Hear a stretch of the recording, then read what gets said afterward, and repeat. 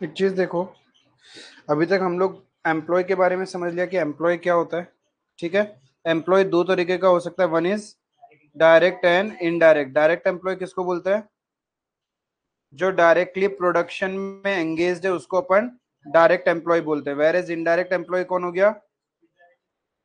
जो production manufacturing में तो काम नहीं कर रहा लेकिन फैक्ट्री के में बाकी हेल्प सपोर्ट के लिए जो चाहिए वो हो गए मेरे इनडायरेक्ट एम्प्लॉयज। ठीक है। एम्प्लॉय कॉस्ट का मतलब क्या था? Employer point of view, employee को क्या क्या मिल रहा है। It doesn't mean only wages and salaries, it means everything given to the employ, whether free में खाना या सब्सिडाइज्ड खाना, हॉस्पिटल का खर्चा, रहने का खर्चा, गाड़ी, driver, everything, anything given to the employ whether free of cost और at a nominal value is a cost for the employer. Even you give bonus to the employee is a cost for the employer.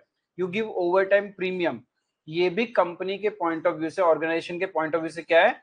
Cost है। ठीक है। Then what do mean by employee earning? Employee का point of view से कितना उसको earning हो रहा है। यस, एम्प्लॉय के हाथ में कितना पैसा बच रहा है, that is known as earning, right. Employee जो अपने हिस्से का पीएफ ईएसआई में डाल देता है उसको हम अर्निंग में काउंट नहीं करते। अर्निंग का सिंपल सा फंडा है, जो उसके हाथ में पैसा बचा है वही उसका अर्निंग। क्लियर है? आइडल टाइम क्या था?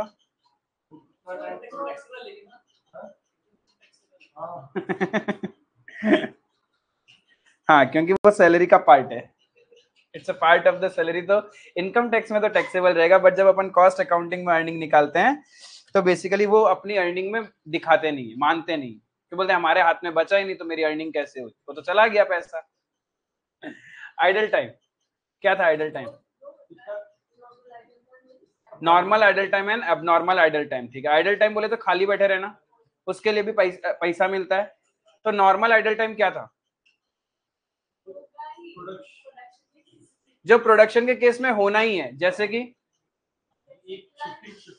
एक डिपार्टमेंट से दूसरे डिपार्टमेंट शिफ्ट कर रहे हो तो जो टाइम जा रहा है, लंच ब्रेक, वॉशरूम करने जाता है, खाना खाता है, चाय कॉफी का, फैक्ट्री गेट से लेके प्रोडक्शन डिपार्टमेंट तक जाएगा, तो वो सब जो टाइम जा रहा है, क्योंकि उसका मीटर तो कब स्टार्ट हो गया?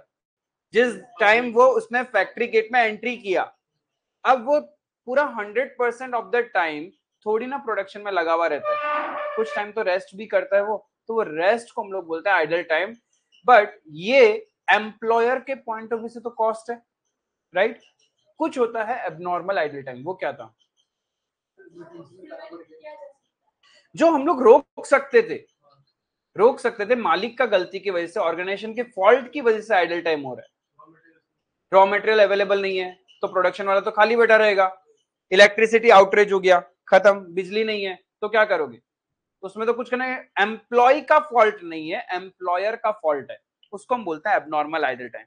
Abnormal idle time never forms part of the cost, it will be transfer to costing profit and loss account. Clear है ये चीज?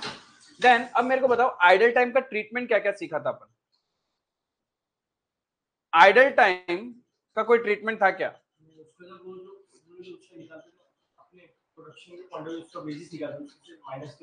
यस, नॉर्मल आइडल टाइम में सिर्फ हम लोग टाइम माइनस करते हैं लेकिन कॉस्ट में कंसिडर करते हैं, तो वेज रेट इंक्रीज हो जाता है। वेयर एज एबनॉर्मल को तो पूरा ही अलग से ही बाद में अकाउंटिंग किया जाता है। क्लियर है? देन इफेक्टिव वर्किंग आवर्स, ये क्या था?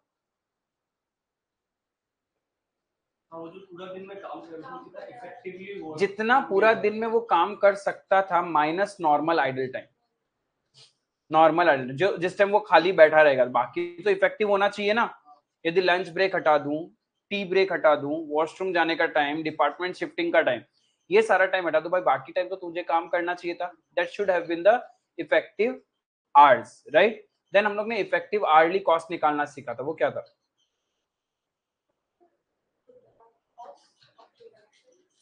No no no no, total cost of production नहीं, total employ cost, total employ cost divided by effective hours. आपने एम्प्लॉय को टोटल कितना पे किया डिवाइडेड बाय इफेक्टिवली ऑर्गेनाइजेशन के लिए कितना काम किया उसने, तब एम्प्लॉयर के पॉइंट ऑफ व्यू से इफेक्टिव आवर्ली कॉस्ट निकल जाएगा। क्लियर है? देन एम्प्लॉय कॉस्ट कंट्रोल, थोड़ा थ्योरेटिकल पार्ट था, थ्योरी था ये पूरा का पूरा।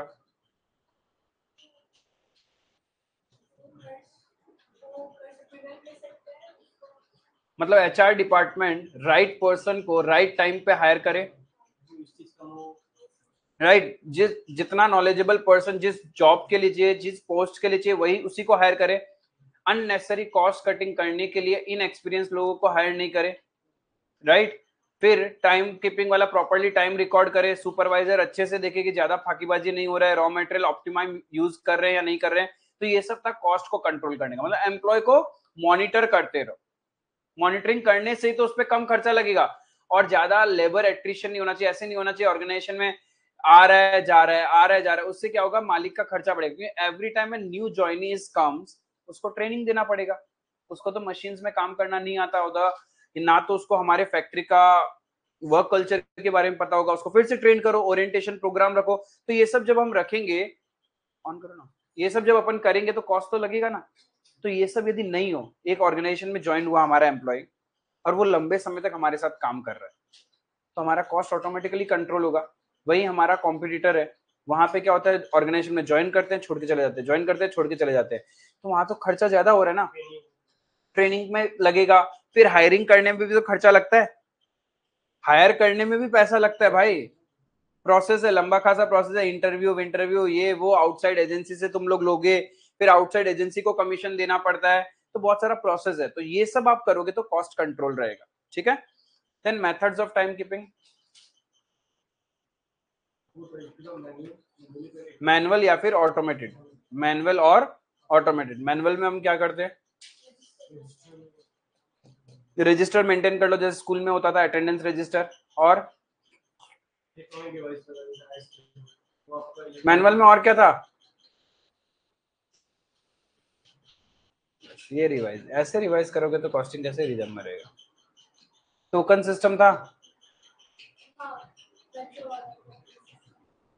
कॉइन सिस्टम, मेटल डिस्क, वो भी था। फिर ऑटोमेटेड में थंब इम्प्रेशन, ठीक है, वो सब हो गया, ठीक है। तो दिमाग में रखने का बाबा। ओवर टाइम क्या था, as per factories act over time कितना होता है, पर डे 9 आवर्स से ज्यादा काम किया तो जितना भी टाइम आप काम करोगे that will be considered as overtime, and you will be given over time premium. किस हिसाब से पेमेंट करोगे, double the normal wage rate, ठीक है। whenever we say wage rate it means basic plus DA, basic plus DA। Then उसके बाद में ये तो हो गया पर डे का। पर वीक 48 आवर्स से ज्यादा काम किया तो आपको ओवर टाइम प्रीमियम देना ही पड़ेगा। Is it clear? ध्यान रखना, कभी भी कोई क्वेश्चन बोल दे कि 8 आवर्स का टाइमिंग था, 9 घंटा काम किया, it does not mean that person is eligible for over time. 9 से ज्यादा करेगा तब उसको ओवर टाइम मिलेगा, 9 तक किया तो उसको नॉर्मल जो वेज रेट है वैसे ही देंगे हम लोग। क्लियर है? ओवर टाइम होने के रीजंस, कस्टमर का डिमांड है, इफ कस्टमर के डिमांड की वजह से कस्टमर जबरदस्ती ओवर टाइम करवाना चाह रहा है तो जितना भी ओवर टाइम प्रीमियम आप दोगे that will be charge to the product of the customer. और अर्जेंट ऑर्डर आ गया, फैक्ट्री में अर्जेंट ऑर्डर आ गया, उसकी वजह से कुछ डिपार्टमेंट को हमने ओवर टाइम करने के लिए बोला, राइट। तो जो डिपार्टमेंट ओवर टाइम कर रहा है उसका ओवरहेड कॉस्ट में जाएगा, उस डिपार्टमेंट का ओवरहेड कॉस्ट में, फैक्ट्री ओवरहेड कॉस्ट में नहीं। फैक्ट्री कॉस्ट मींस पूरा फैक्ट्री आ जाता है उसमें, व्हेन आई से डिपार्टमेंट तो पर्टिकुलर उसी डिपार्टमेंट का, ठीक है। फिर और अगर वो नॉर्मली हम लोग को लगता ही है एक्स्ट्रा, यस, ये हमारे शॉर्टेज ऑफ लेबर है हमारे फैक्ट्री में, उसकी वजह से हमने एक नॉर्मल फेनोमिना है कि हम ओवर टाइम करवाते ही रहते हैं। तब क्या होगा, तब हम लोग फिर से रिवाइज्ड वेज रेट निकालेंगे जिसको हम बोलते हैं इन्फ्लेटेड वेज रेट। बेसिकली हम क्या करेंगे, जो भी ओवर टाइम प्रीमियम दे रहे हैं उसको नॉर्मल वेजेस में ऐड करके नया वेज रेट कैलकुलेट करेंगे। That new wage rate will be charge to the product, that new wage rate will be charge as employee cost, and उसी को हम प्रोडक्ट में चार्ज करेंगे। और क्या था, किसी दूसरे डिपार्टमेंट की फॉल्ट की वजह से किसी और डिपार्टमेंट को ओवर टाइम करना पड़ रहा है, तो क्या होगा? यस, जिस डिपार्टमेंट का फॉल्ट है उसके ओवरहेड्स में जाएगा, उसके ओवरहेड्स में जाएगा। और abnormal abnormal system abnormal reasons, तो कॉस्टिंग पीएनएल में जाएगा। फिर वेज पेमेंट सिस्टम, 4 चीज सीखा था इसमें, टाइम, पीस, हाल से, रोवन। टाइम के अकॉर्डिंग क्या था? जितना घंटा काम करेगा multiply by the rate per hour, that is time. Piece के अकॉर्डिंग पर यूनिट, पहले ही रेट डिसाइड करेंगे कि 1 यूनिट बनाओगे तो इतना पैसा मिलेगा, तो जितना यूनिट्स बनाया multiply by the rate per unit, ठीक है। फिर हाल से क्या था? जितना टाइम बचाओगे उस पे जितना वेजेस बच रहा है उसका 50% will be given as a over time premium to the employ, that is Halsey. Rowan, जितना टाइम बचाया है, जितना टाइम बचाया है और जितना टाइम अलाउड था उसके प्रोपोर्शन में ओवर टाइम दिया जाता है, ठीक है। अब ये कैसे निकालते हैं? Actual wages paid divided by time allowed into time saved, into time saved. Clear है ये? That was my Rowan. Halsey और रोवन दोनों केस में ओवर टाइम प्रीमियम कब इक्वल रहेगा? Time taken is half of time allowed, right. And under Rowan plan maximum premium कब मिलेगा? When your time taken is half of time allowed, तब तुम्हारा Rowan में हाईएस्ट होगा। उससे ज्यादा इफ आपने टाइम सेव किया तो प्रीमियम कम होता जाएगा। क्लियर है ये चीज? ज्यादा कुछ नहीं है। Efficiency rating procedure. अब ये एफिशिएंसी रेटिंग क्या होता है? बेसिकली हम चेक कर रहे हैं कौन सा एम्प्लॉय कितना एफिशिएंट है, राइट। जैसे कि होता है ना, कभी कभी कोई इंसान 2 घंटे का पढ़ाई 2 घंटे में ही कर रहा है, क्या वो एफिशिएंट है या नहीं है? कोई चैप्टर 2 आवर्स में खत्म होना चाहिए था और आपने 2 आवर्स में खत्म किया, are you efficient? Yes, you are 100% efficient, your efficiency is 100%। But 2 घंटे का पढ़ाई आप 1.5 घंटे में कर रहे हो, you are more than 100% efficient. 15 ही हो, 2 घंटे का पढ़ाई आप 1.5 घंटे में खत्म कर देते हो, you are more than 100% efficient. 2 घंटे का पढ़ाई आप 3 घंटे में कर रहे हो, you are inefficient, you are inefficient. समझ में आया? तो इसी को बोलते हैं एफिशिएंसी रेटिंग प्रोसीजर। कभी कभी हम लोग को देखना होता है, हम क्यों ये देखते हैं? सो दैट हम डिसाइड कर सके किस एम्प्लॉय को हमें प्रमोट करना है, किसको बोनस एक्स्ट्रा देना है, किसको ज्यादा रिकॉग्निशन देना है, अवार्ड किसको देना है। जब तक आप ये एफिशिएंसी रेटिंग प्रोसीजर नहीं करोगे तो पता नहीं चलेगा ना। एफिशिएंसी का मतलब क्या होगा? जितना टाइम आपने लिया है, एक्चुअल टाइम टेकन, ठीक है, is less than standard time allowed. Actual time taken is less than standard time allowed.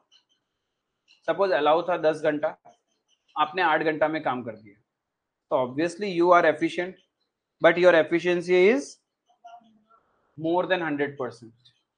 Clear है? Whereas if the time taken is equals to time allowed, 10 घंटा ही अलाउड था और आपने 10 आवर्स में ही काम करके दिया, you are efficient but you are 100% capacity पे आप काम कर रहे हो अपना, ठीक है। But if your time taken is more than the standard time allowed, तब क्या होगा? You are inefficient, that is your efficiency is below 100%। समझ में आया? ये लिखो।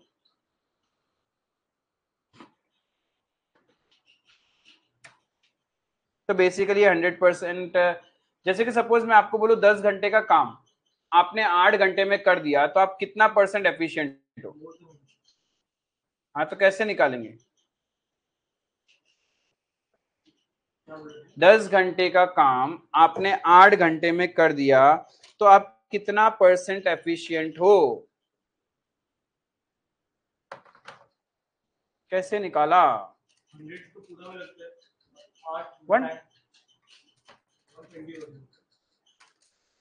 120 या 125?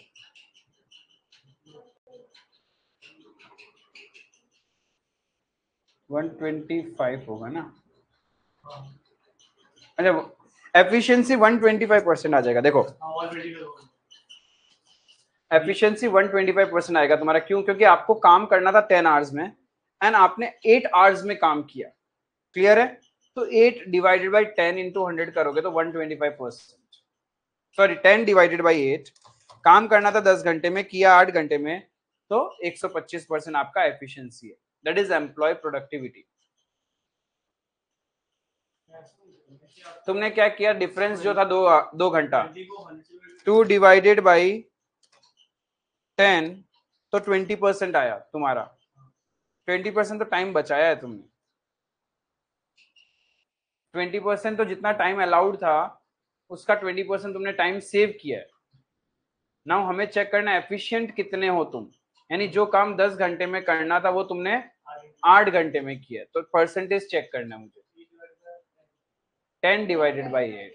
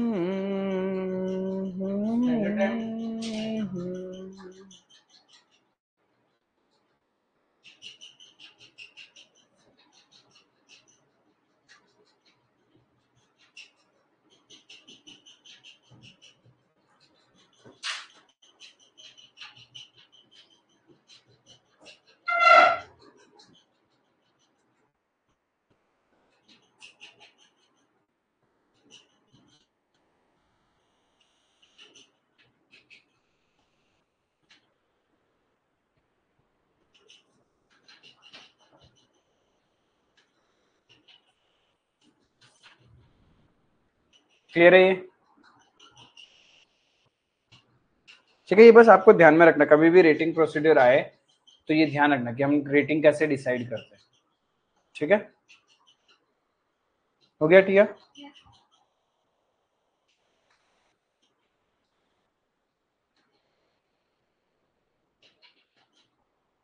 बोनस। बोनस क्या होता है? जब आपका एम्प्लॉय आपके टारगेटेड प्रोडक्शन यूनिट से ज्यादा प्रोडक्ट बना के दे तो ऑब्वियसली उसको रिवार्ड मिलना चाहिए, राइट? एक होता है ओवर टाइम प्रीमियम, हमने देखा। एक होता है बोनस। हम बोनस कब देते हैं? When the output production bonus is given when production is more then standard. Production is more then standard, standard से ज्यादा प्रोडक्शन होता है तब अपन क्या करते हैं? बोनस देते हैं। देना ही चाहिए यार। यदि आपने सोचा 100 यूनिट्स बनाना है लेकिन आपके एम्प्लॉय और इतने एफिशिएंट है उन्होंने 150 यूनिट्स बना दिया, 50 यूनिट्स एक्स्ट्रा बना के दिया, दैट मीन्स 50 यूनिट पे आपका एक्स्ट्रा प्रॉफिट होगा, तो उसके लिए आपको बोनस देना चाहिए ना। तो फैक्ट्रीज एक्ट में क्या बोला? As per the payment of bonus act, worker is entitled for a compulsorily bonus of 8.33% of wages earned or ₹100 whichever is higher। इतना बोनस ऐसे ही ऑर्गेनाइजेशन को अपने एम्प्लॉय को देना ही पड़ेगा। 8.33% ऑफ वेजेस अर्नड है, ये ध्यान रखना। अर्निंग एम्प्लॉय के पॉइंट ऑफ व्यू से, या फिर 100 रुपए विच एवर इज हायर, तो ऑब्वियसली ऑलवेज यही हायर होगा। 100 रुपए तो मिनिमम बोनस हो गया कि इतना तो देना ही पड़ेगा। समझ में आया? It may be up to 20% of wages earned depending upon quantum of profit. Organisation चाहे तो इसको बढ़ा भी सकता है up to 20% of wages earn. Clear है ये? And when I say wages, wages means जितना एक्चुअल में पैसा दिया प्लस वो सारा बेनिफिट्स जिसमें आप पैसा तो नहीं दे रहे लेकिन बेनिफिट्स दे रहे हो। तो monetary plus non monetary payment दोनों ही वेजेस में काउंट होता है। जैसे कि आपने अपने एम्प्लॉयज को फ्री में मेडिकल फैसिलिटी दे रखा है, या फ्री हेल्थ चेकअप्स, या फिर free schooling of the children, तो उसमें एम्प्लॉयर का पैसा तो जा ही रहना। दो बात अलग है कि एम्प्लॉय को हाथ में पैसा नहीं मिल रहा, या फिर आपने क्या किया, क्वार्टर्स बना रखे कंपनी के स्टे के लिए, for the stay of employee, employee वहां रहता है, उससे आप कोई रेंट वगैरह नहीं लेते, राइट? आप जो उसको नॉर्मल वेजेस देते हो वही देते हो। तो भाई वो जो घर का खर्चा है, राइट, वो तो एम्प्लॉयर अपने पॉकेट से बियर कर रहा है ना, तो उसको हम बोलते हैं non monetary payment. Is it clear? तो वेजेस का मतलब होता है monetary plus non monetary payment. और जब भी क्वेश्चन आपसे वेज रेट निकालने बोलेगा, रेट, रेट का मतलब होता है रेट पर आर, एम्प्लॉयर के पॉइंट ऑफ व्यू से पर आवर का रेट कितना है, राइट? तो जितना टोटल वेजेस हमने पे किया है divided by total effective hours, जितना घंटा इफेक्टिवली मालिक के पॉइंट ऑफ व्यू से काम हुआ है, तभी वेज रेट पर आवर निकलेगा। तो हमेशा ध्यान रखना टोटल आवर्स कितने के लिए आपने पे किया उससे फर्क नहीं पड़ता है। जब भी क्वेश्चन वेज रेट बोले, रेट का मतलब हो गया एम्प्लॉयर के पॉइंट ऑफ व्यू से उतना पैसा देके उसने इफेक्टिवली कितना घंटे का काम करवाया है। Is it clear? So you have to always consider effective working hours. Clear है ये?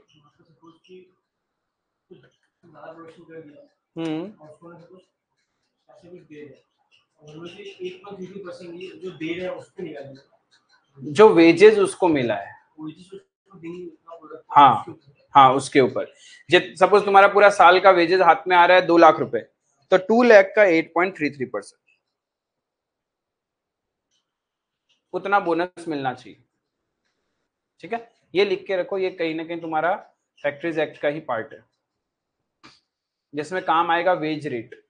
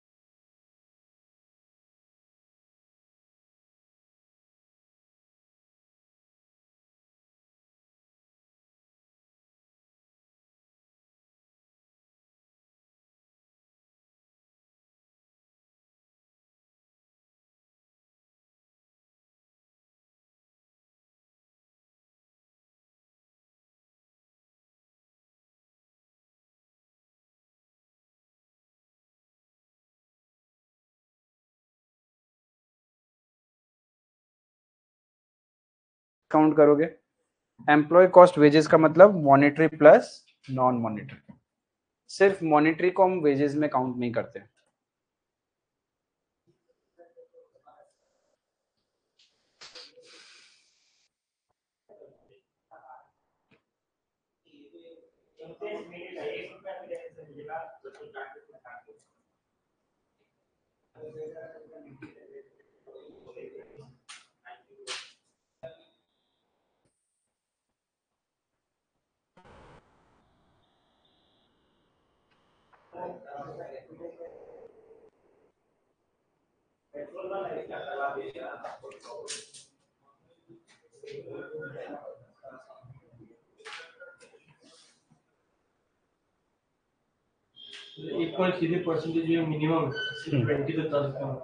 ऑर्गेनाइजेशन ऊपर कितना भी जा सकता है, वो तो मालिक का मर्जी।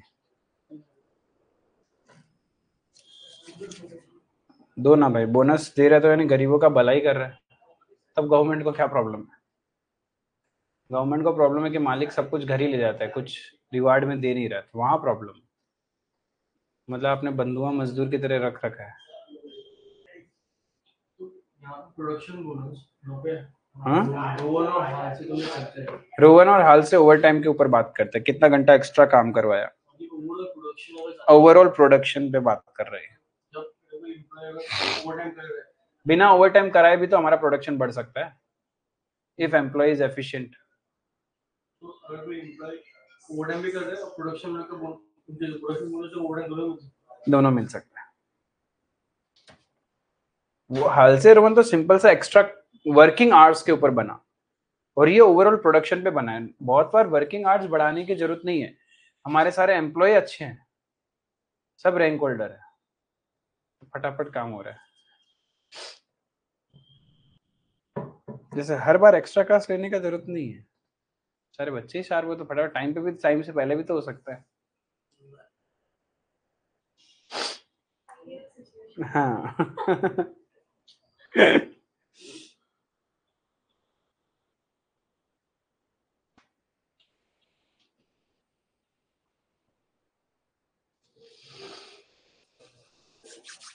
जिया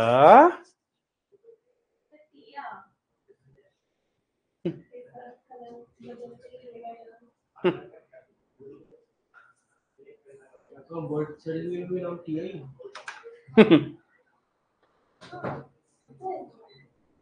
होता तो है बट उसके होता है।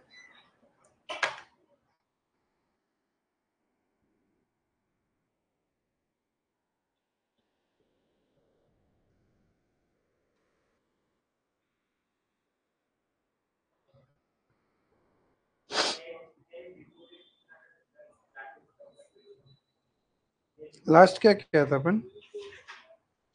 क्वेश्चन नंबर 1 to 2 ही कर दिया। इलस्ट्रेशन लास्ट टाइम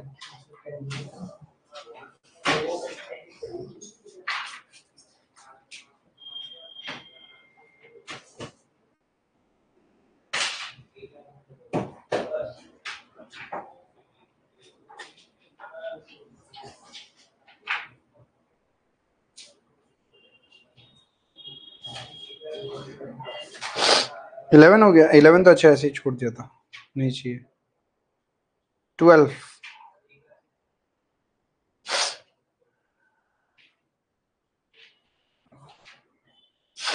देखो 12th में क्या बोल रहा है, worker is paid 10,000 per month and A dearness allowance of 2,000 per month. Worker contribution to provident fund is 10% and employer also contributes the same amount as the employee। जितना employee करेगा उतना ही एम्प्लॉयर भी कंट्रीब्यूट कर रहा है provident fund में। The employee state insurance corporation premium is 6.5% of wages of which 1.75% is paid by the employee. यानी 6.5 टोटल है, उसमें से 1.75 एम्प्लॉय पे करता है। इसका मतलब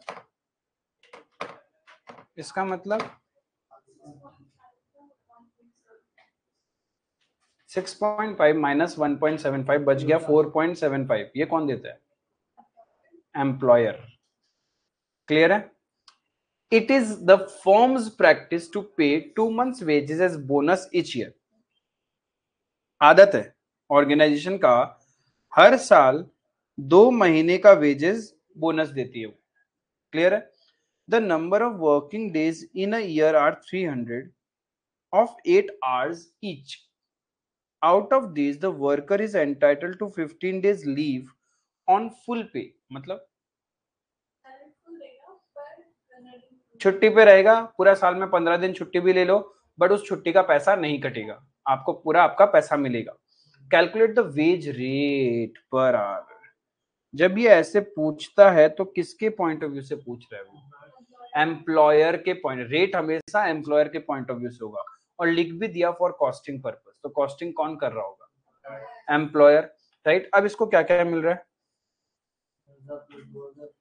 10,000 इंटू 12 है ना, 1,20,000 का तो सैलरी मिल रहा है बेसिक। डीए मिल रहा है कितना? 24,000। ये हो गया बेसिक वेजेस। डीए। पीएफ में कितना कंट्रीब्यूट करेगा? 10%। 10% किसका? वेजेस का मतलब भी होता है बेसिक प्लस डीए। 1,44,000 का 10%। एम्प्लॉयर दे रहे हैं ना। हाँ, हमें तो यहाँ पे सिर्फ एम्प्लॉयर का लेना है, राइट, क्योंकि रेट निकालना है। तो 10% एम्प्लॉय दे रहा होगा तो 10% एम्प्लॉयर को भी देना पड़ेगा। क्लियर है? तो वो कितना देता है? 10% ऑफ वेजेस, और वेजेस का मतलब होता है बेसिक प्लस डीए। सैलरी में आपने पढ़ा होगा। क्लियर है? सैलरी का डेफिनेशन में बेसिक प्लस डीए आता है ना हर जगह। फिर आपको ईएसआई कैलकुलेट करना है।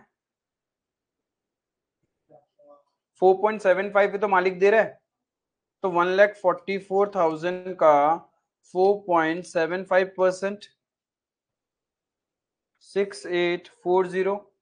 ये समझ में आया? ईएसआई, ईएसआई क्या बोला है? 6.5% ऑफ वेजेस, जिसमें से 1.75% एम्प्लॉय देगा, तो एम्प्लॉयर कितना दे रहा है? 4.75 ऑफ वेजेस, और वेजेस का मतलब हो गया बेसिक प्लस डीए। क्लियर है? और क्या मिल रहा है? 2 मंथ्स बोनस। बोनस बोनस कितना होगा?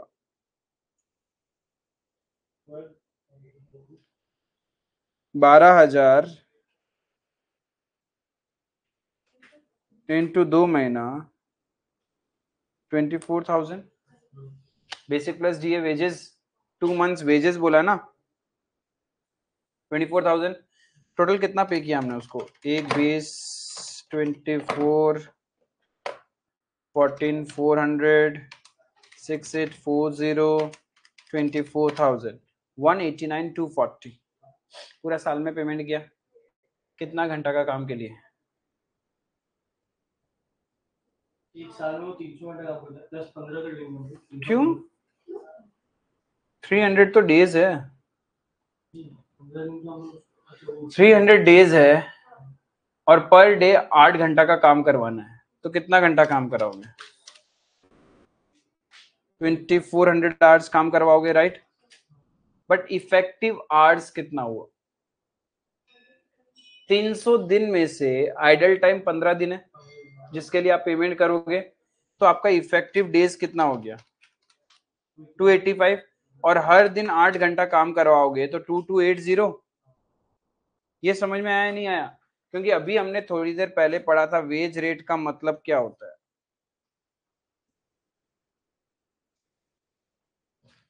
Total wages paid divided by total effective hours, और इफेक्टिव आवर्स का मतलब total hours minus normal idle time. और नॉर्मल आइडल टाइम कितना था? 15 days into 8 hours etch day.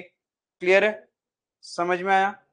तो आपका निकल जाएगा रेट पर आवर। समझ में आया?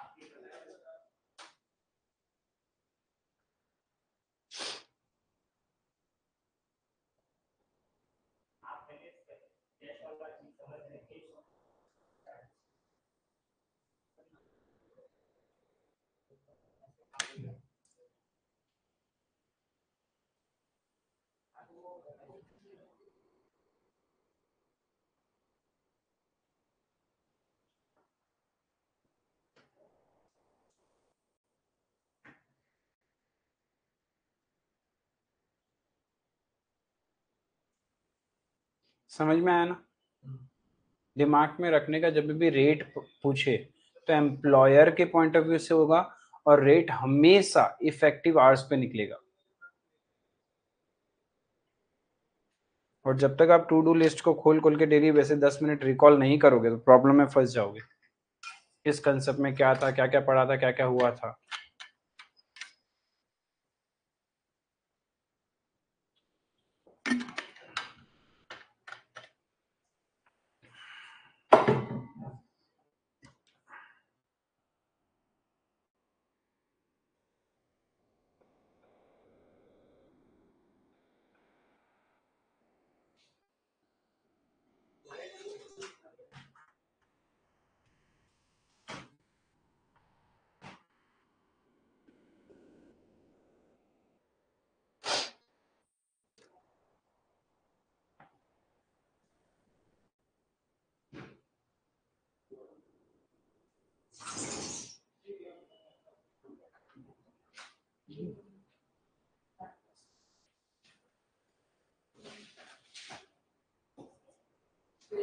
नया चैप्टर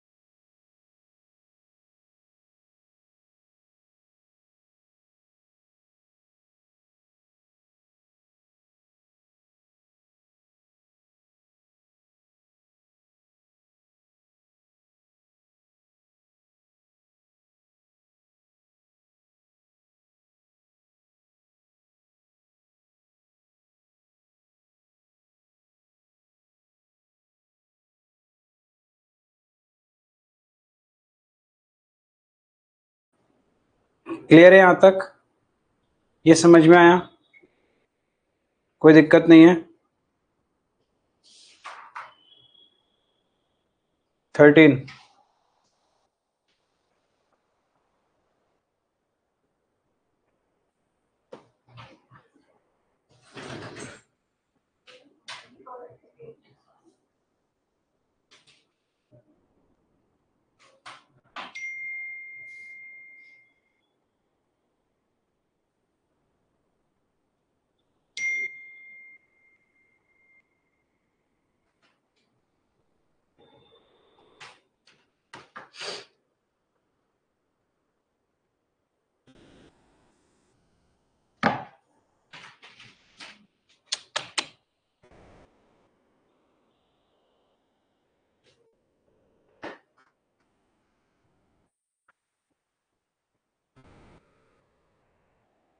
fringe benefits employer भी देता है।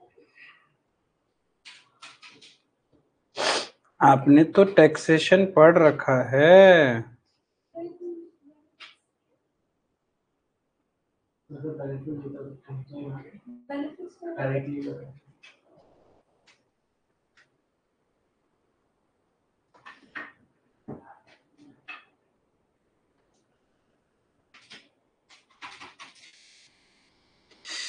Calculate the employee hour rate of a worker. Employee hour rate निकालना है of a worker X from the following data. Basic देते हैं 10,000 per month, DA 3,000 per month और fringe benefits है 1,000 per month आप पे करते हो, राइट?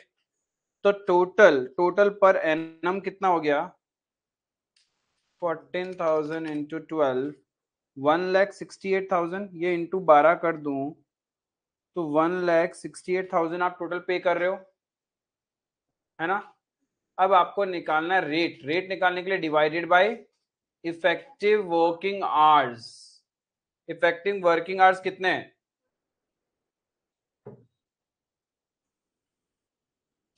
कितना है effective working hours?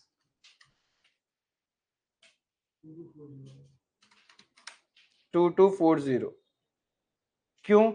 Because normal working days है 300, जिसमें से 20 डेज आपको छुट्टी मिलेगा ही मिलेगा, उसके लिए भी पैसा मिलेगा। तो एक्चुअल में इफेक्टिवली तुम्हारे ऑर्गेनाइजेशन के लिए कितना दिन काम होगा? 280 डेज। और पर डे 8 आवर का काम करते हो तो 280 इंटू 8 2240 आवर्स। अभी तो पिछला क्वेश्चन में ऐसा ही किया था। तो डिवाइड करेंगे 1,68,000 divided by 2240, 75 rupees per hour. 75 rupees per hour rate. ये समझ में आया नहीं आया?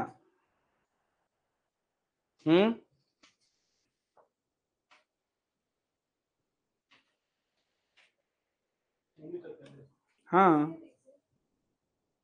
Computation of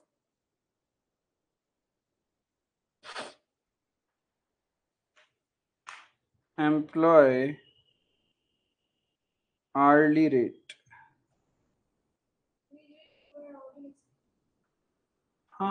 ways rate per hour भी लिख सकते हैं। बेसिक कितना दे रहे हैं हम? 10,000 per month.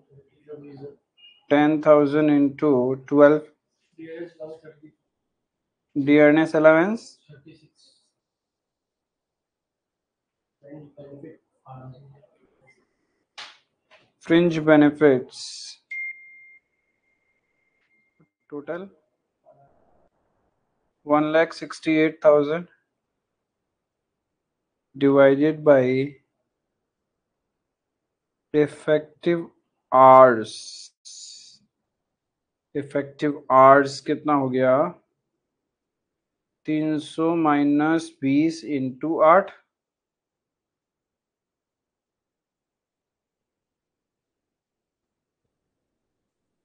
2240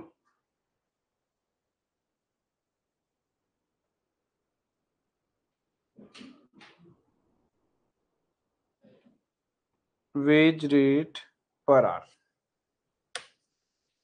wage rate per hour।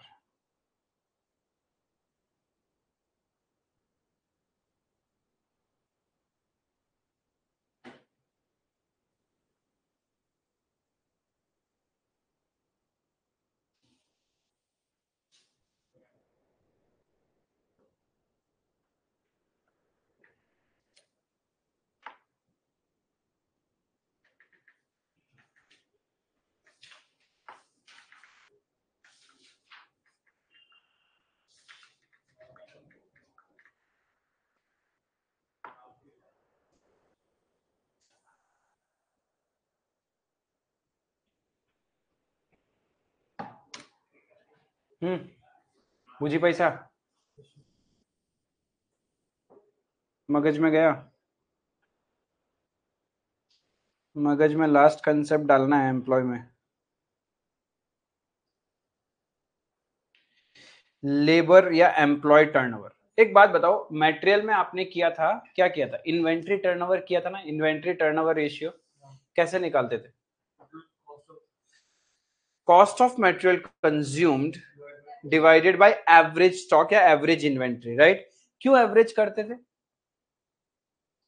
Because inventory साल के शुरू में भी होता है, साल के एंड में भी होता है, ओपनिंग स्टॉक, क्लोजिंग स्टॉक, और पूरा साल फ्लक्चुएट होता है। You don't know the which value of inventory to take, then सबसे बेस्ट फेनोमिनल बेस क्या होता है? एवरेज ले लो, पूरा साल का एवरेज ले लो। सिमिलरली एम्प्लॉयज टर्नओवर के साथ आपने मटेरियल में मटेरियल टर्नओवर सीखा, बेसिकली मटेरियल मतलब इन्वेंट्री, इन्वेंट्री टर्नओवर सीखा। एम्प्लॉयज में आप सीखोगे एम्प्लॉय टर्नओवर। एम्प्लॉय टर्नओवर का मतलब हो गया कितना ज्यादा बार एम्प्लॉय आपको छोड़ के जा रहा है या न्यू ज्वाइनीज आ रहा है, वो सारी कहानी। अब एनआई से टर्नओवर मतलब रोटेशन। अब एम्प्लॉय साल के शुरू में भी होते हैं, कुछ साल के एंड में भी बचे होंगे, कुछ पूरे टाइम में कोई ज्वाइन कर रहा है, कोई छोड़ के जा रहा है, रिप्लेस कर रहा है, रिटायर्ड हो रहा है, वो सारा कहानी हो रहेगा। कौन सा एम्प्लॉय? प्रॉब्लम है जब इतना सारा डेटा होता है तो best base is average, right? तो जितना भी आप लेबर टर्नओवर या एम्प्लॉय टर्नओवर सीखते हैं उन सब में बेस क्या लिया गया है? एवरेज। सब में बेस क्या होगा? Average employee on payroll, average number of employees on payroll, मतलब जो आपकी सैलरी पे है, आपके रजिस्टर में रजिस्टर्ड है। क्लियर है? अब इसमें अलग अलग है, जैसे रिप्लेसमेंट मेथड।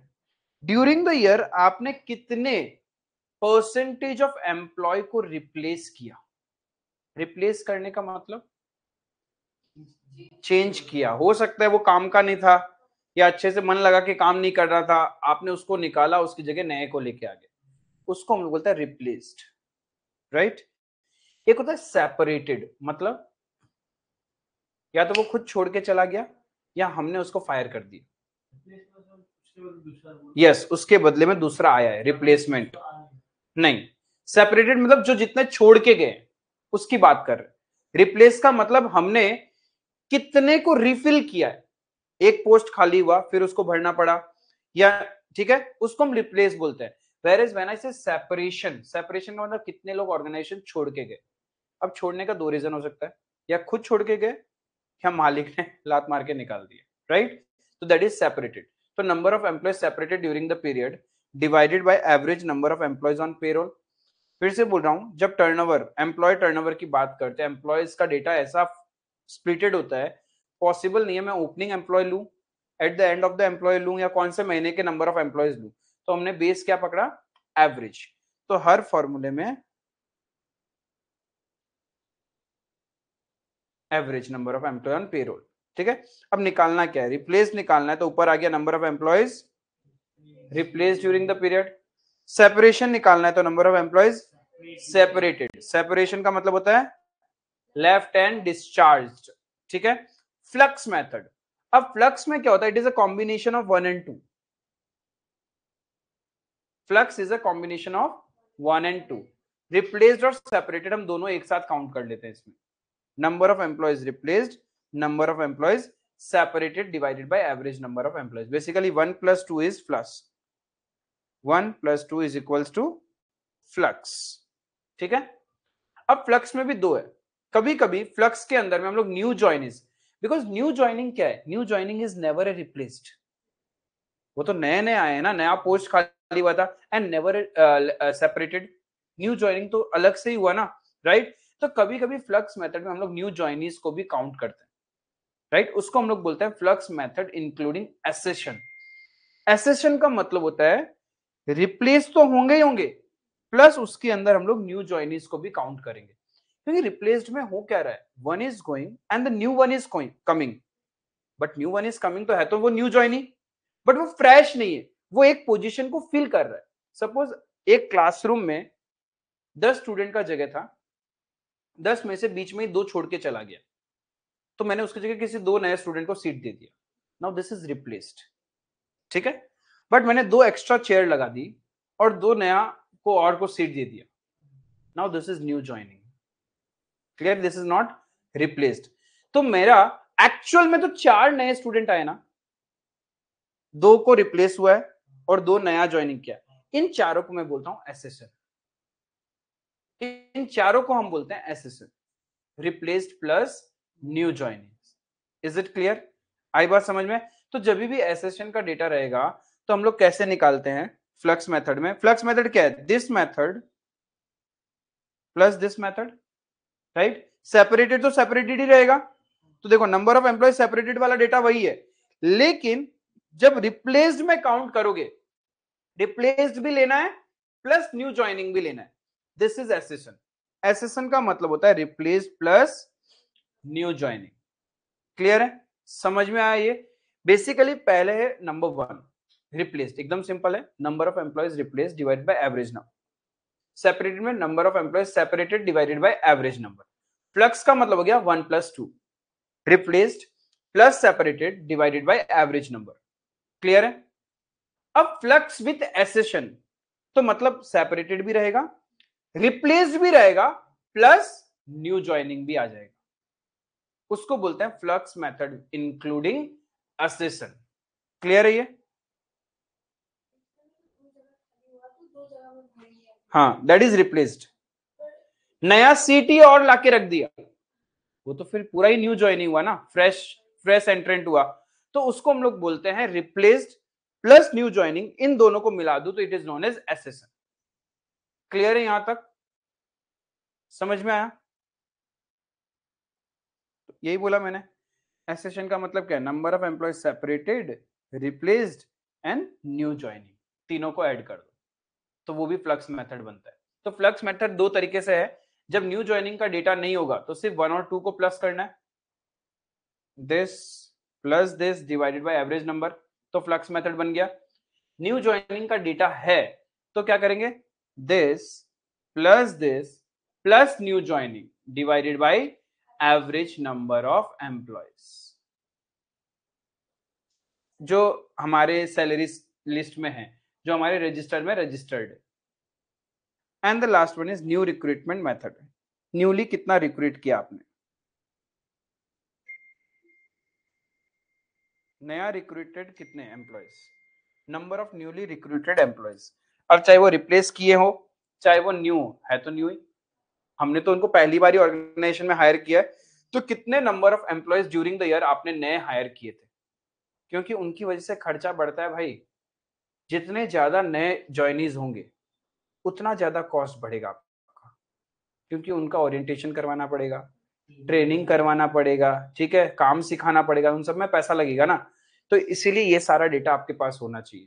जिस ऑर्गेनाइजेशन में जितने नंबर ऑफ एम्प्लॉयज, मतलब ये रेशियो सबसे कम हो उतना अच्छा। मतलब सेपरेटेड बहुत कम आ रहा है, वेरी गुड, मतलब ऑर्गेनाइजेशन में ज्वाइन करता है, टिक जाता है, रिप्लेस करने की भी जरूरत नहीं। हम बहुत अच्छा रिक्रूटमेंट सिस्टम है हमारा। हम जो डिजायर्ड जो एलिजिबल पर्सन है उसी को हायर करते हैं, ऐसे कुछ भी हायर नहीं कर रहे। जब ऐसे ही हायर करोगे तभी तो उसको रिप्लेस करना पड़ेगा ना। चाहिए था सीए, हायर कर लिया अकाउंटेंट, अब फिर रिप्लेस करो उसको। आई बात समझ में? तो this is the way we calculate labour और employee turn over.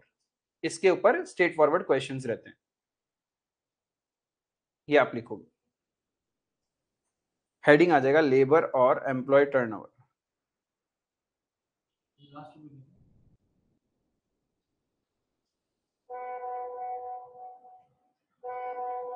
Sir, recruiting or new joiners can difference.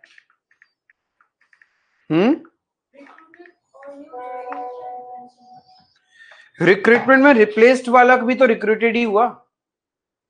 New joining में न्यू एकदम, वो किसी को रिप्लेस नहीं कर रहा, नया पोजीशन ओपन हुआ था उसमें हमने उसको हायर किया, तो वो न्यू ज्वाइनिंग कहलाएगा।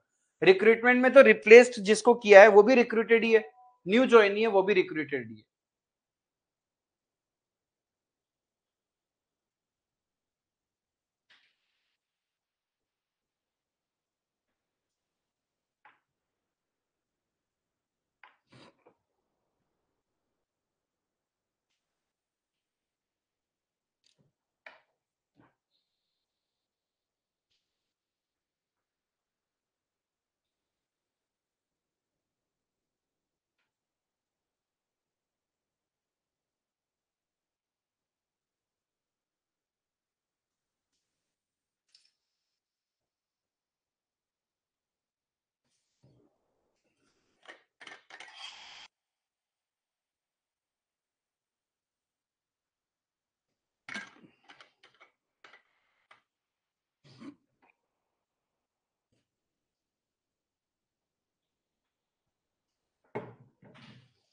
ये लास्ट कंसेप्ट है इस चैप्टर का।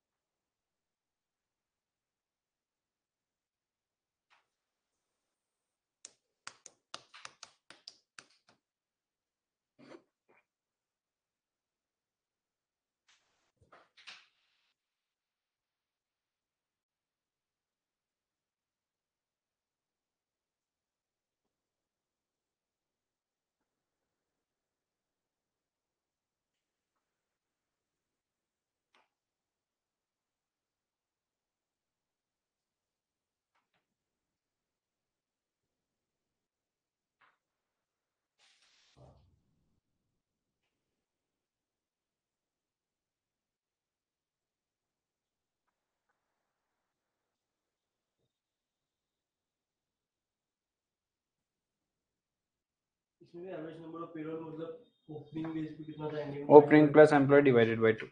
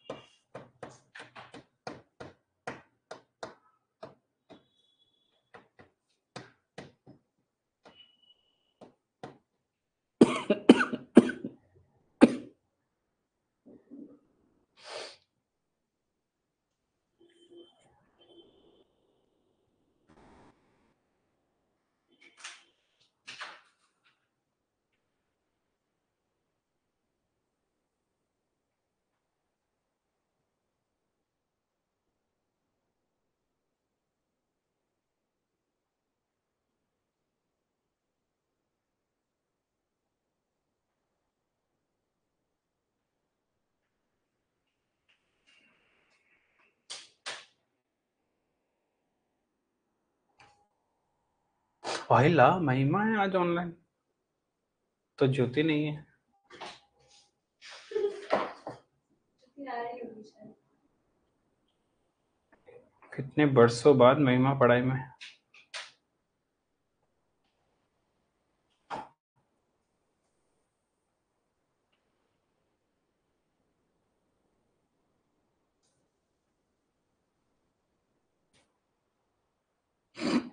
अरे हे माँ, माता जी, ऑफलाइन भी आओगी तुम कल से? मतलब सिलेबस स्लो हो जाएगा।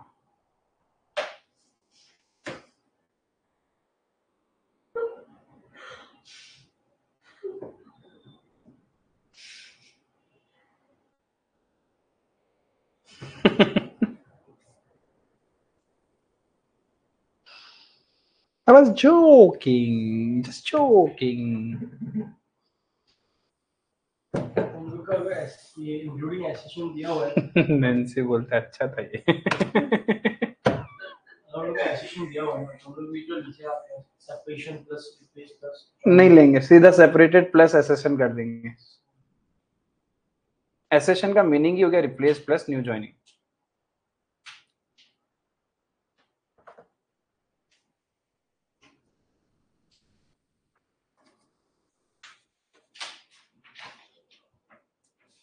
मुझे तो अंडरग्राउंड हो गया क्या? No idea sir. सुपर लगा। क्या आदमी है वो, क्या कैलकुलेशन कर रहा है वही जाने। बड़ा मिशन प्लान कर रहा सब तुम लोग ही प्लान कर लोगे तो हम लोग क्या करें फिर? है। ऐसा मांगता हुआ तो आज तक नहीं। हो गया ये लिखना। Last one. तुम लोग का काम था पढ़ना, तुम लोग तो गलत डायरेक्शन में चला गया। प्लानिंग में आ गए लोग। क्या बोलेगा, सभी सीए। Without it.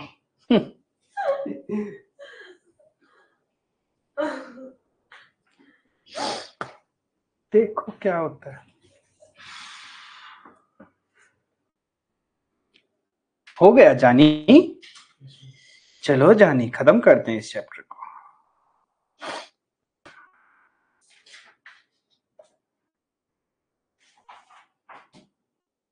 देखो देखो क्या पूछ रहा है ये, क्यों पूछ रहा है, कैसे पूछ रहा है ये। क्या आप बिना मेरी मदद के, बिना सॉल्यूशन की मदद से इसको कर पाओगे? कोशिश करना चाहोगे? करो, जब तक मैं जलपान कर लेता हूँ।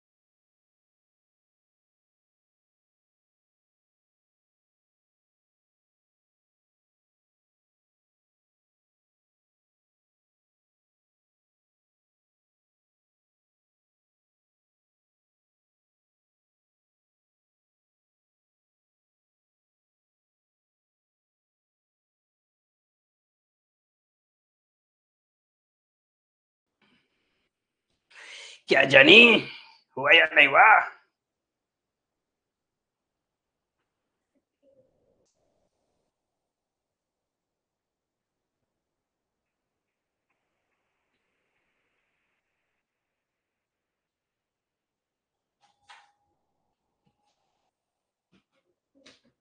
Tricky इंसान replace हो गया।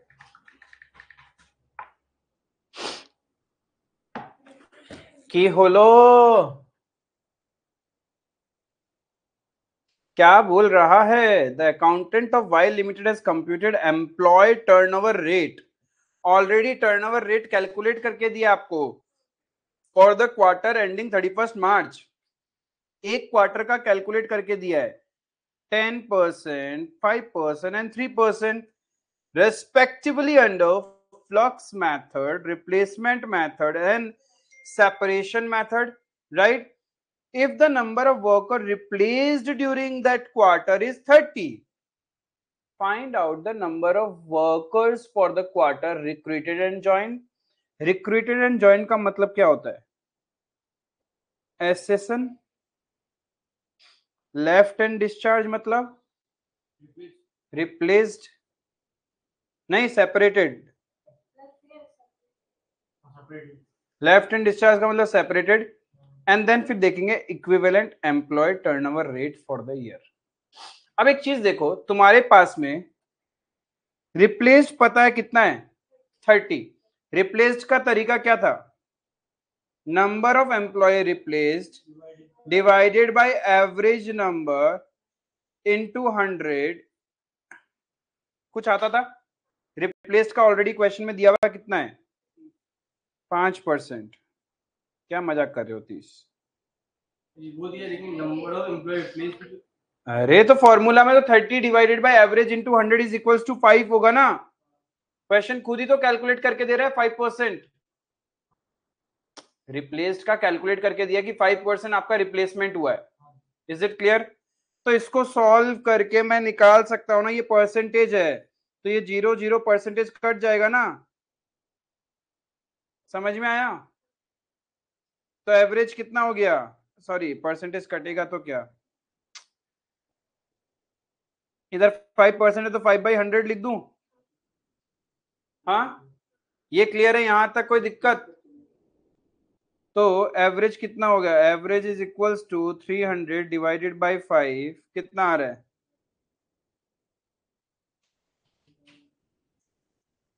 300 कहां हुआ 3000 600। Average number of employees 600। ये समझ में आया?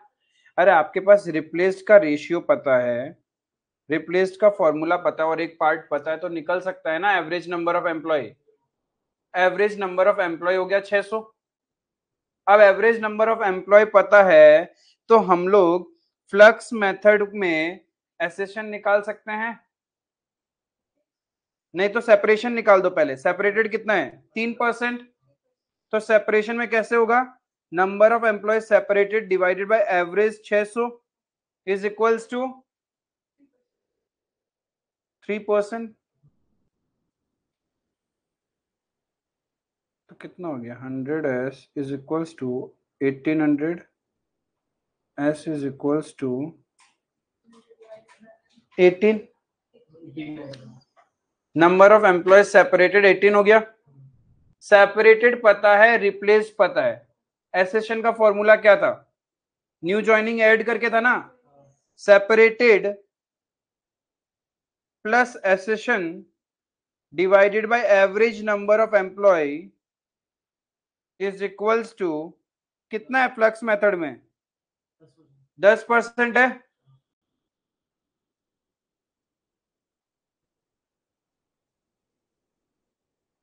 समझ में आया? Separated plus accession plus value. Flux method दो तरीके से था, separated plus replace divide by average. But यहाँ पे क्वेश्चन में रिप्लेस्ड वाला नहीं ले सकते, हमें एसेशन लेना पड़ेगा क्योंकि मांग ही क्या रहा है, रिक्रूटेड एंड ज्वाइन मांग रहा है ना, मतलब एसेशन मांग रहा है। तो फ्लक्स मेथड हमें एसेशन वाला लगाना पड़ेगा। तो फ्लक्स मेथड में क्या था एसेशन वाला, separated plus recruited plus new joining मतलब plus accession divided by average number. तो हमारा एसेशन निकल जाएगा कितना 42।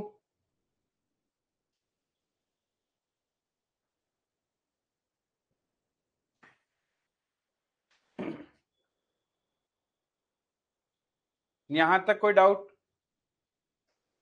ज्वाइन आपका ये आ जाएगा एसेशन जो है वही तो रिक्रूटेड एंड ज्वाइंट है।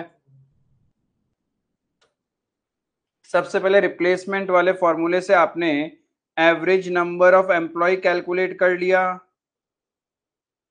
क्लियर है?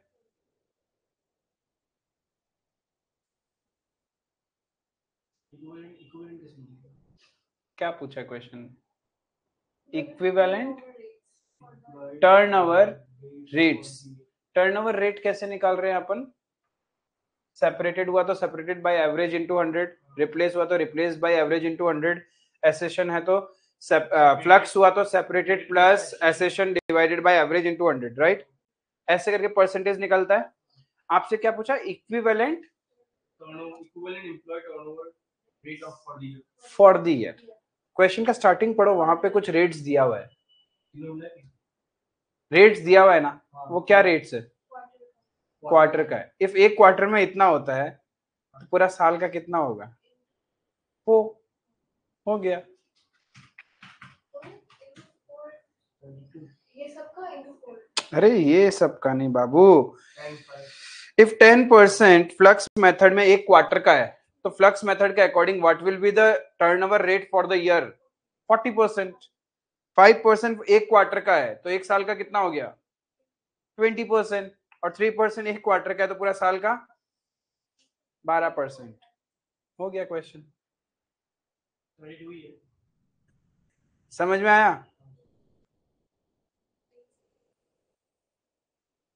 इसमें बस गड़बड़ यही होता है, यही दिमाग लगाता है, ये फॉर द ईयर कैसे निकालोगे।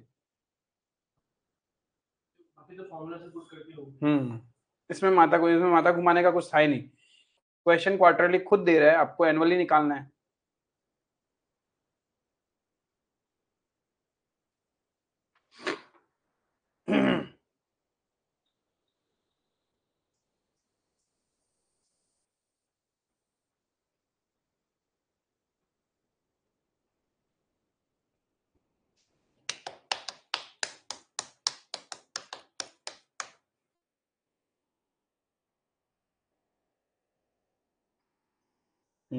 नैन्सी का मम्मी पापा आया नहीं क्या बाहर से अभी तक?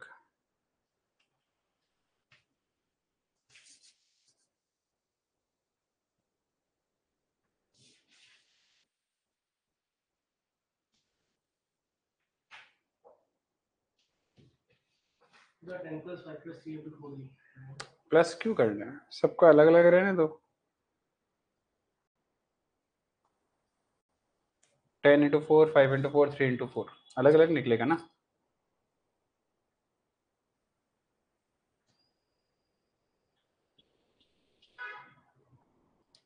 और कुछ दिन रुकेगा, ऐसा पूरा घूमने गया मतलब।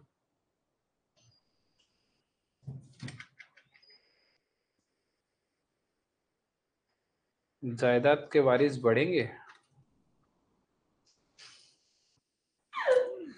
सर आपको पत्थर डार्क जोक मारता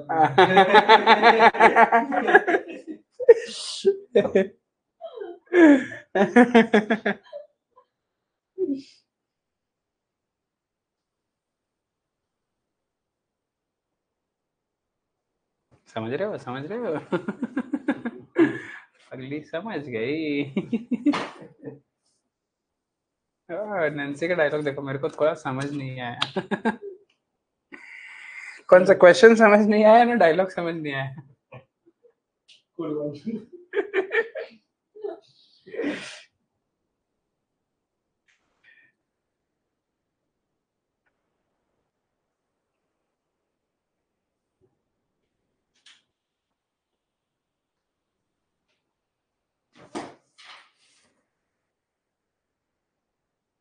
नेक्स्ट करना जिसका ये हो गया।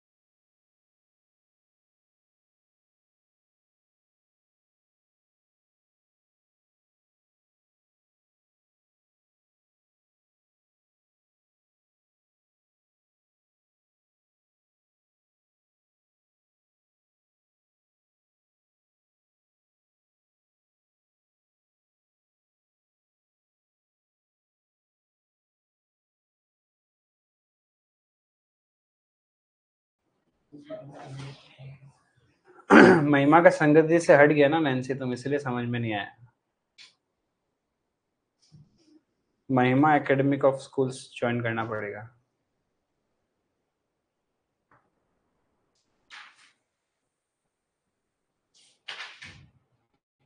Illustration 15.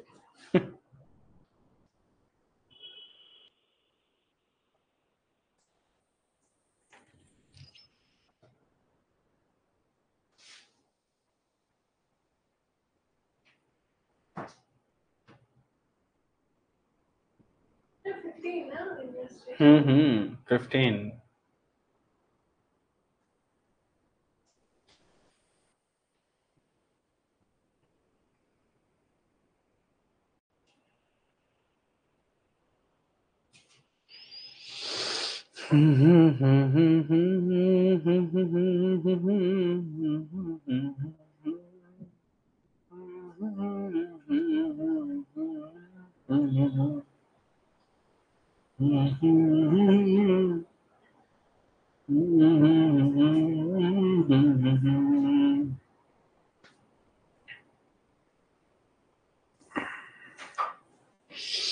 फिफ्टीन बिना मदद के मेरे करो तो मैं मानू।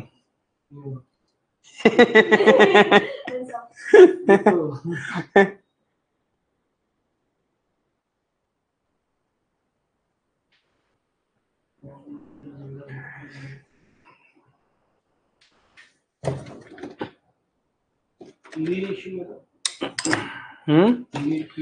Profit volume ratio, basically GP ratio को पीवी रेशियो बोला जाता है, ग्रॉस प्रॉफिट रेशियो। हाँ, ग्रॉस प्रॉफिट रेशियो को पीवी रेशियो बोलते हैं इन लोग। हाँ,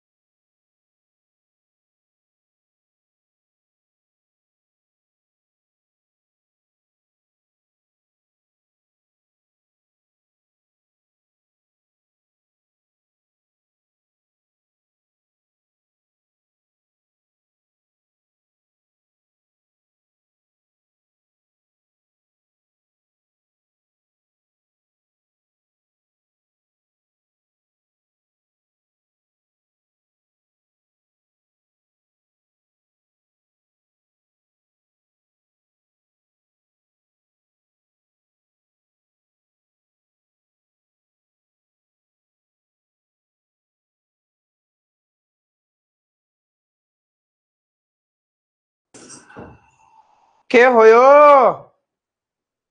भाया?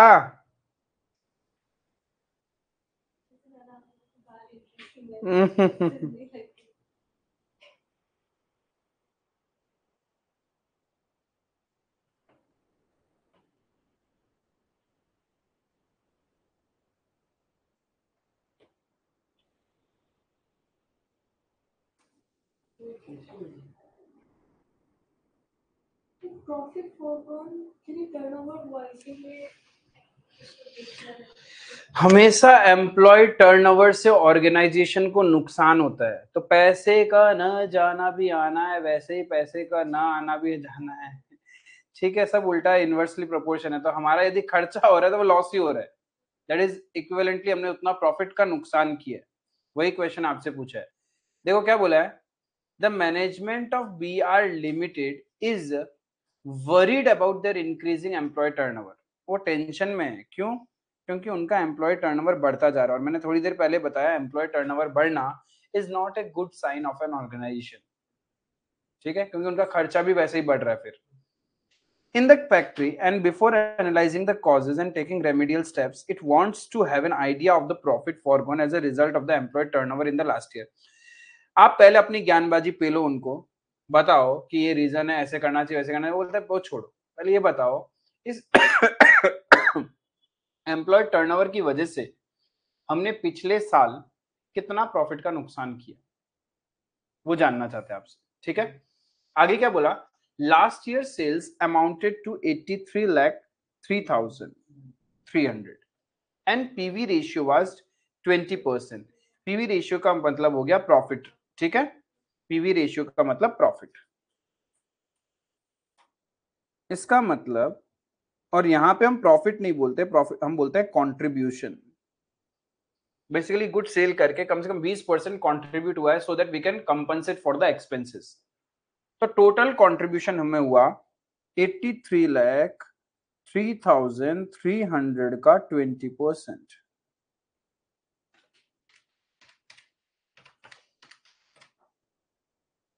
16 लाख इतना हमारा कंट्रीब्यूशन है। ठीक है, बेसिकली कंट्रीब्यूशन हम उसको बोलते हैं सेल्स में से जब आप वेरिएबल कॉस्ट माइनस कर दें। हमने दो तरह का कॉस्ट पढ़ा था, एक फिक्स कॉस्ट और एक वेरिएबल और एक सेमी वेरिएबल।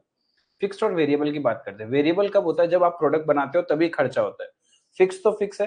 तो सबसे पहले ऑर्गेनाइजेशन क्या करती है, उस प्रोडक्ट बनाने का खर्चा रिकवर करने का कोशिश करती है, फिर बाद में फिक्स कॉस्ट रिकवर किया जाता है, राइट। तो जब आपका वेरिएबल कॉस्ट, मतलब सपोज 100 रुपए का सामान है, बनाने में 80 रुपए लगा, राइट, सॉरी 100 रुपए में आप सेल कर रहे हो, उसको बनाने में 80 रुपए लग रहा है वेरिएबल, तो वो रिकवर हो गया। तुम्हारे पास कितना बच रहा है, 20 रुपए। अब यहीं से तो तुम बाकी फिक्स कॉस्ट वगैरह रिकवर करोगे, बाकी खर्चे, राइट। तो sales minus variable cost is contribution. ठीक है, देखो क्या होता है, सेल्स जो भी है उसमें से जब मैं वेरिएबल कॉस्ट माइनस कर दूं तो ये आता है मेरे पास कंट्रीब्यूशन। ठीक है, contribution divided by sales into 100 is equals to PV ratio. Basically GP percentage और कुछ भी नहीं है। फैक्ट्री के पॉइंट ऑफ व्यू से जीपी नहीं बोलते, यदि ट्रेडिंग अकाउंट की बात करें तो ये जीपी परसेंटेज ही है। ठीक है, तो 20% आपके पास प्रॉफिट वॉल्यूम रेशियो है। पीवी मतलब प्रॉफिट वॉल्यूम, वॉल्यूम का मतलब सेल्स, इतने वॉल्यूम में आपका कितना प्रॉफिट हो रहा है, ये। ठीक है, अब आगे देखो क्या बोल रहा है, the total number of actual hour worked by the direct employ workforce was 4.45 lakh hours. Total कितना घंटा काम किया,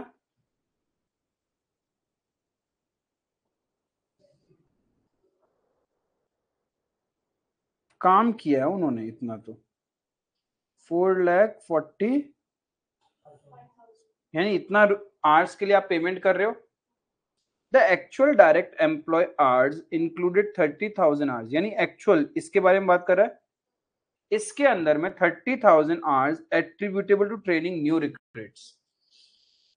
टोटल 4,45,000 आवर्स से उसमें से 30,000 घंटे तो हमने सिर्फ नए रिक्रूट को ट्रेनिंग देने में लगा दिया। तो ये तो प्रोडक्टिव नहीं है, अनप्रोडक्टिव हुए। ट्रेनिंग देते वक्त कौन सा काम हो रहा होगा, कुछ काम नहीं हुआ है, राइट। ऑर्गेनाइजेशन के पॉइंट ऑफ व्यू से तो ये अनप्रोडक्टिव हुआ।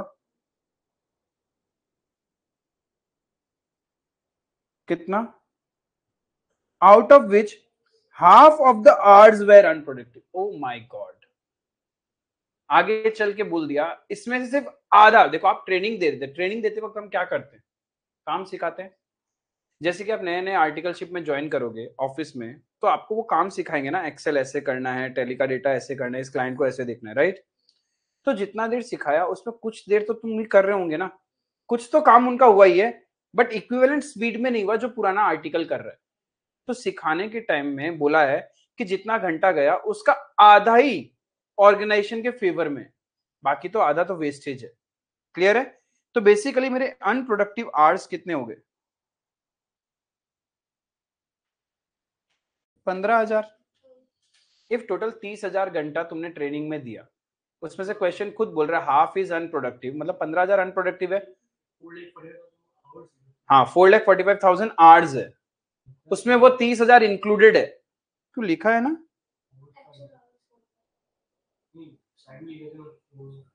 अच्छा, 4.45 लाख आवर्स है वो, उसमें से 30,000 घंटा जो था वो ट्रेनिंग में था, उस 30,000 में 15,000 अनप्रोडक्टिव है। तो कहना है इसे माय प्रोडक्टिव आवर्स कितने हुए?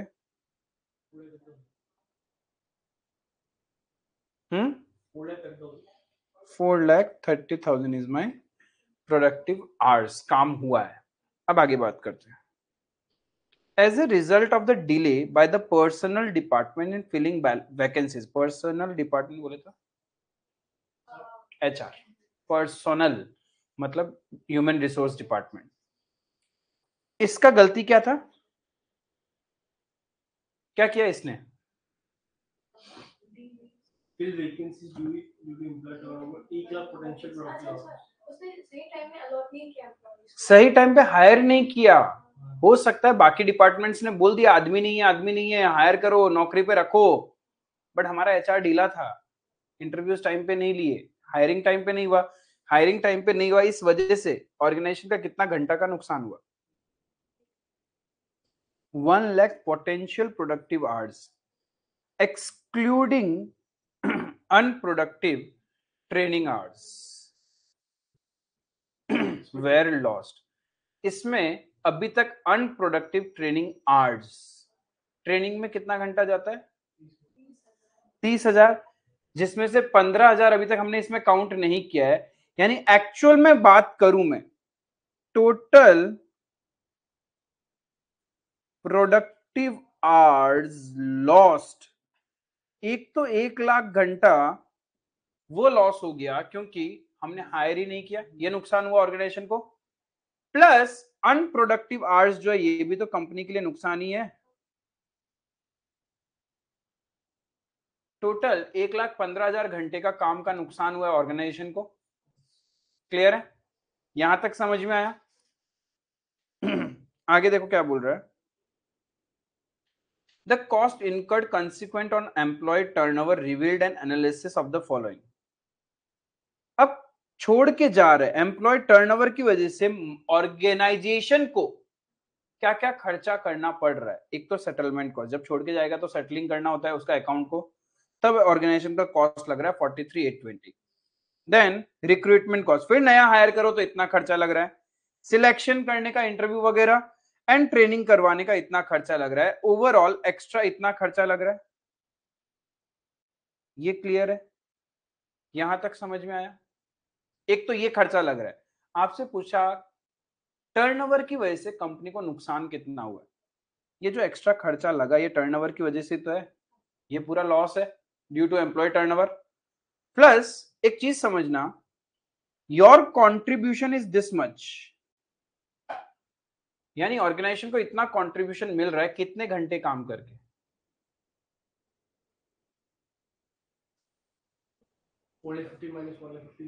4,30,000 आवर्स वर्क करके you are getting a contribution of this much.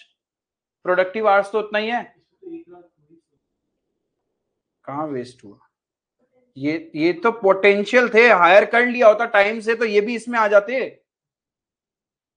तो एक्चुअल में ऑर्गेनाइजेशन में काम तो 4,30,000 आवर्स हुआ है।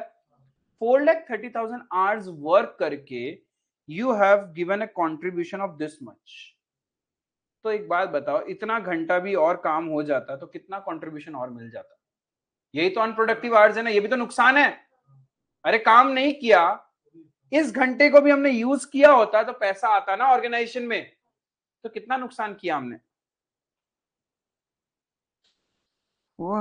16,60,660।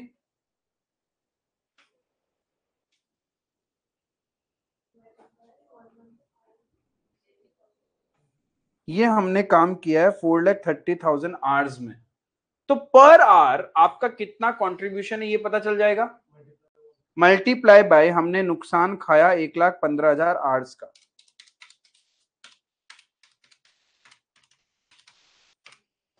यानी 44,000 नहीं 4,44,114 अप्रोक्स। 30 आ रहे क्या? हाँ ठीक है, मैंने डेसिमल ज्यादा ले लिया होगा, कोई दिक्कत नहीं है।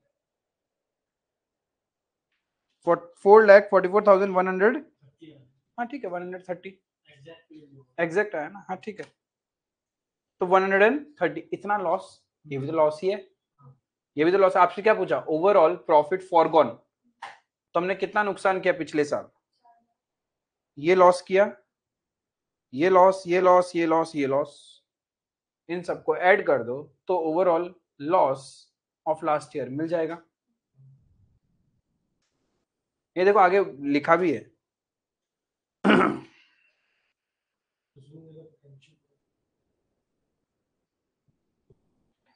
could have been sold at prevailing prices, मतलब उसको यूज कर सकते थे और करके जैसे आपका नॉर्मल कंट्रीब्यूशन उतना आप कमा सकते थे। 1 लाख जो हमने जो इनपुट करने के लिए वेस्ट किया तो यूज करके हम प्रोडक्शन और इंक्रीज कर सकते। हाँ, तो प्रोडक्शन बढ़ता तो मेरा पीवी रेशियो भी तो बढ़ता। तो हम लोग जो 1 लाख ठीक है, 15,000 वहां से माइनस किया हुआ है। अब 15,000 क्यों हटाया? क्योंकि वो हमारा यूज नहीं हुआ और वो टर्नओवर की वजह से है ना। अब काश हमारे यहाँ टर्नओवर कम होता, एम्प्लॉय टर्नओवर, तो बार बार ट्रेनिंग का झंझट ही नहीं था। तो वो जो 15,000 ट्रेनिंग देने के टाइम मैंने नुकसान किया वो भी यूज हो जाते, मेरे यूज हो जाते, तो एक तरह से मेरा तो फायदा होता ना ऑर्गेनाइजेशन का। तो आपसे ओवरऑल पूछा है इस एम्प्लॉय टर्नओवर की वजह से ऑर्गेनाइजेशन को कितना नुकसान हुआ। तो ऑर्गेनाइजेशन को 1,15,000 आवर्स का हुआ है। एक हुआ 1 lakh hours due to personal department, and second 15,000 hours का नुकसान हुआ जो ट्रेनिंग दे रहा है। वो ट्रेनिंग दे रहा है 30,000 घंटा, जिसमें 15,000 घंटा बर्बाद, ट्रेनिंग भी ढंग से नहीं दे रहा है। Is it clear? तो ओवरऑल ऑर्गेनाइजेशन को 1,15,000 आवर्स का लॉस हो रहा है। इस 1,15,000 आवर्स में पर आवर का कितना नुकसान हो रहा है? पर आवर का हमने निकाला, डिवाइड करके कंट्रीब्यूशन, तो पर आवर का कंट्रीब्यूशन निकल गया, तो multiply by number of hour lost, तो टोटल कंट्रीब्यूशन लॉस्ट मिल गया। उसमें ये सारे खर्चे ऐड कर दो तो आपको total loss, total profit forgone due to employ turnover during the last year मिल जाएगा। समझ में आया आप? क्वेश्चन क्वेश्चन कॉम्प्लिकेटेड नहीं था, पढ़ने का तरीका अलग था। क्लियर है? पैसे का ना जाना भी आना। पहले पहले कुछ में सिंपल टर्म्स लिख दिया था, ये तुम्हें निकालना पड़ा।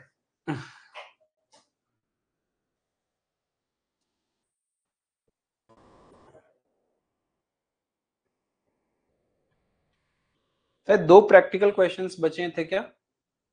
That will be your homework. एक ही था क्या? 3 नंबर वो आपका होमवर्क रहेगा, सिंप्लीफाइड है शायद, कुछ नहीं उसमें।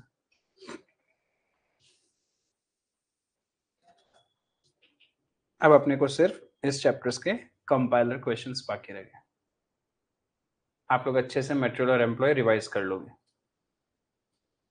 स्टडी मेट एकदम रिदम में रखो, तभी कंपाइलर 60 to 70% रिदम में आएगा। और ये रिदम में नहीं है तो भूल जाओ उसको, फिर धीरे धीरे खौफ पैदा हो जाएगा कॉस्टिंग का।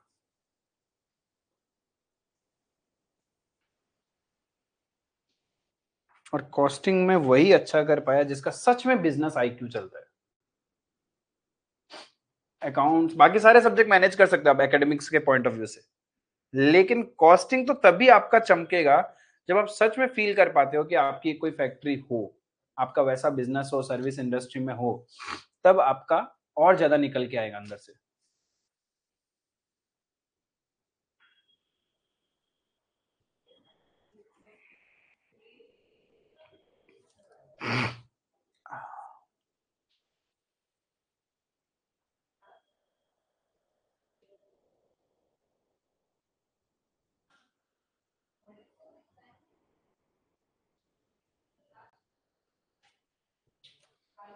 मतलब प्लान करता हूँ मैं हर साल, कहाँ का? मैं सब प्लान करता हूँ ना मनाली सब, फिर अभी एग्जाम से पहले मैं तो कब से प्लान ही कर रहा हूँ, कहीं नहीं जाता हूँ मैं। अब तो मनाली होती है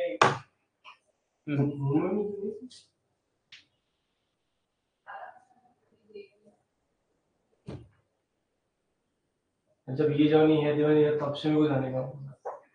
हाँ जीसीसी जाता है अभी ये। हाँ? जीसीसी लाइक अरे वो जाना नहीं यार, लाइक कैसे जाना? उधर में जो जानता किसी को है नहीं, जाके क्या करेगा अकेले चल के। हाँ। जीसीसी हम लोग के लेके जाता है सर, पंजाब से लेके मनाली तक, वहां से फिर कर तो जा सकते हैं, बट जानता नहीं वहां से किसी को, जाके क्या करेगा? जाएगा तो जान जाएगा, और टाइम भी क्या है, वो लोग करता है जैन में, वही है ना। हम लोग जैन में अपना मनाली ही कर रहे हैं, टैक्स का चोटी पे चढ़ कर रहे हैं। अकाउंट्स में ले रहे हैं। हाँ, गाँव में गुरुद्वारा होता है हमारा।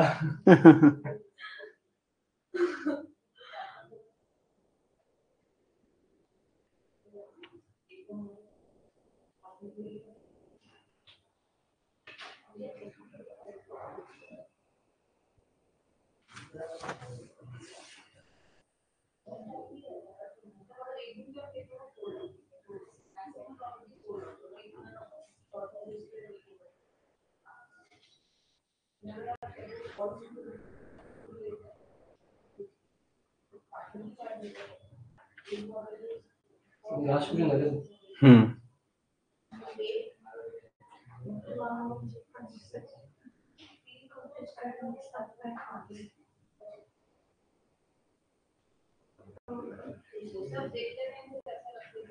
टेक्स्ट आपका अगस्त तक खत्म। कि लोड नहीं ले रहा हूँ इतना, क्योंकि अच्छे से होना ज्यादा जरूरी हो गया अब तो। क्वेश्चंस भी तो हो ही रहे हैं ना, कर रहे हो तुम लोग साथ साथ में। टैक्स का थोड़ा बाकी है, सैलरीज में आपका 50 क्वेश्चन था, अब सैलरीज खत्म होने के बाद सीधा हॉस्पिटल में आ गए ना, तो थोड़ा सा पीछे रह जाता है।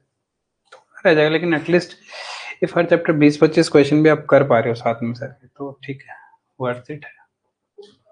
टाइम लगेगा, देखो या तो क्वेश्चंस होगा या कॉन्सेप्ट्स होंगे, दोनों करना है तो सिलेबस ऑटोमेटिकली वैसे ही बड़ा है, टाइम तो बढ़ ही जाएगा।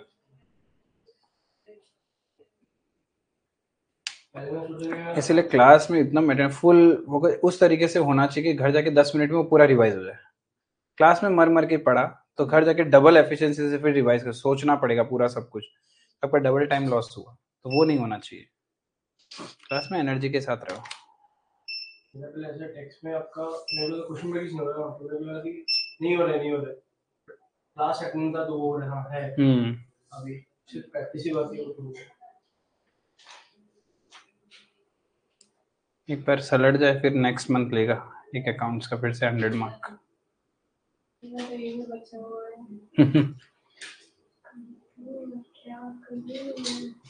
प्रिपेयर करो, नेक्स्ट वाला दो, भूल जाओ जो हो गया।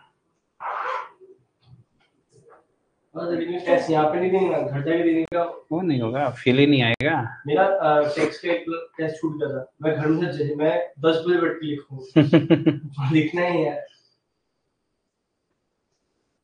हो जाएगा हो जाएगा, ठीक है। इतना रिवाइज करना आप लोग अच्छे से। एक क्वेश्चन प्रैक्टिकल क्वेश्चन वो सिंपल सा है, हो जाएगा वो करना। We are left with only compilers, वो कर लेंगे अपन, ठीक है। That's all for today, thank you.